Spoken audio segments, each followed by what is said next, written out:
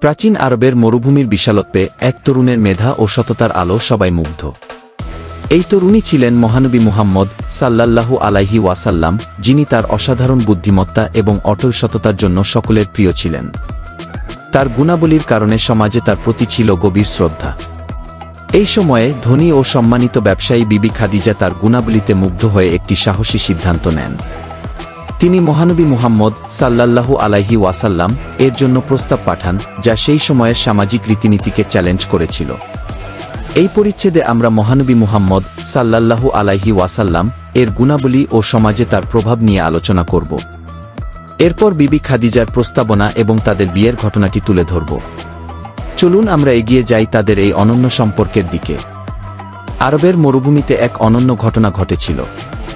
খাদিজা, একজন ধনী ও সম্মানিত ব্যবসায়ী, মুহাম্মদের বিরল গুণাবলীতে মুগ্ধ হয়ে সাহসী সিদ্ধান্ত নেন। তখন নারীরা সাধারণত বিবাহের প্রস্তাব দিত না, কিন্তু খাদিজা এই সামাজিক নিয়মের বিরুদ্ধে গিয়ে মুহাম্মদকে প্রস্তাব দেন।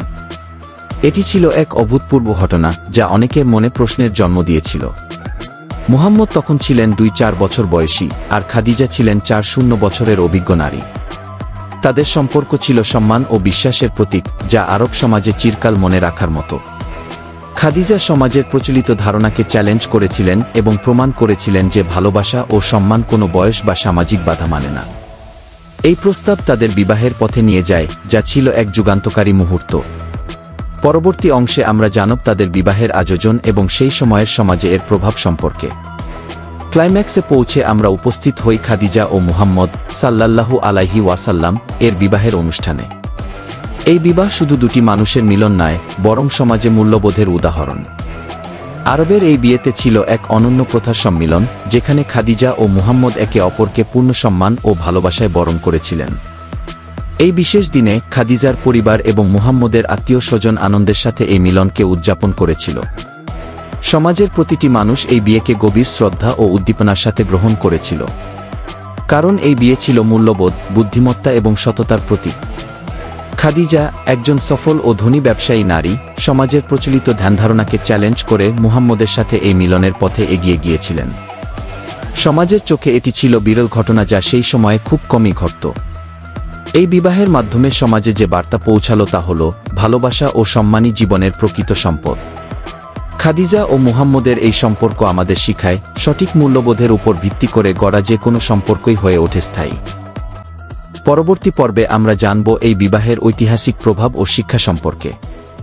এই বিবাহ এক ঐতিহাসিক গুরুত্ব বহন করে, যা আমাদের চরিত্র ও মূল্যবোধের উপর অমূল্য শিক্ষা প্রদান করে। খাদিজা ও মুহাম্মদের এই মিলন ছিল সততা ও বুদ্ধিমত্তার এক চিরন্তন উদাহরণ। এই যুগেও এটি আমাদের জন্য প্রাসঙ্গিক। তাদের সম্পর্কের মাধ্যমে আমরা শিখি কিভাবে সত্যিকারের ভালোবাসা ও সম্মান গড়ে ওঠে। এই বিবাহ একটি সময়ের প্রেক্ষাপটে দাঁড়িয়ে সমাজের প্রচলিত ধ্যানধারণাকে চ্যালেঞ্জ করে, তবে তাদের অটুট বন্ধন প্রমাণ করে যে সততা ও বুদ্ধিমত্তার মূল্য কখনো ম্লান হয় না।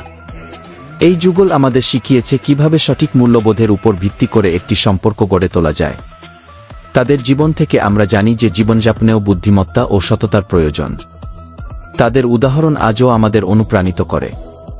তাদের সম্পর্কের মাধ্যমে আমরা বুঝতে পারি সমাজের উন্নতিতে ভালোবাসা ও সম্মানের গুরুত্ব কতটা অপরিসীম।